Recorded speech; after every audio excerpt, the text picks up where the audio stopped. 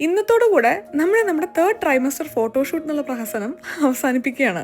മുടിയൊക്കെ ഒന്ന് പാറി കിടക്കട്ടെ എന്ന് വിചാരിച്ചൊന്ന് കുളിച്ചതാ. ഇതിന് സെറ്റ് ചെയ്തെടുക്കാൻ എനിക്കൊരു 1-2 മണിക്കൂർ വേണം. ഇതെന്റെ ഒറിജിനൽ മുടിയാണ്. ഇനി സ്ട്രെയിറ്റനിങ്ങും കേളിങ്ങും ഒക്കെ കഴിഞ്ഞ് ഏകദേശം ഒന്ന് ഇങ്ങനെയാക്കി എടുക്കാം. ഇനി ഹെയർ വാഷ് ചെയ്തില്ലെങ്കിൽ ഏകദേശം ഒരു 4-5 ദിവസം പുള്ളി ഇങ്ങനെ നിന്നോളും. ഇനി നമുക്ക് ചെറുതായി മുഖത്തെ മേക്കപ്പും കൂടെ ഇട്ട് ഒന്ന് റെഡിയാവാം. കറക്റ്റ് ടൈമിംഗ് ആണല്ലോ. ഇതിനുള്ളതാണ് എന്റെ പുതിയ കാജൽ. ഇന്നത്തെ ഫോട്ടോഷൂട്ട് പ്ലാൻ ഒരു ഗൗൺ പ്ലസ് ബീച്ചാണേ. ചെറിയ മഴ വരുന്നുണ്ട്, പരിപാടി കൊള്ളാവോ? പക്ഷെ വെയിലുണ്ടല്ലോ.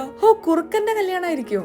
നിങ്ങളവിടെ പറയാറുണ്ടോ ഇങ്ങനെ? എന്നെ ചെറുപ്പത്തിൽ ഇതൊക്കെ പറഞ്ഞ് ആരൊക്കെയോ പറ്റിച്ചായിരുന്നു.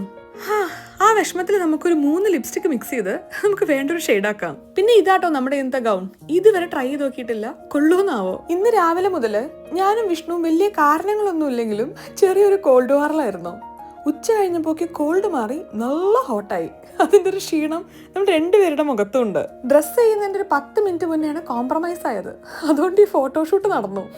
ഞാനും വിഷ്ണു ഇന്നൊരു അഭിനയം കാഴ്ചവെക്കേണ്ടി വരും.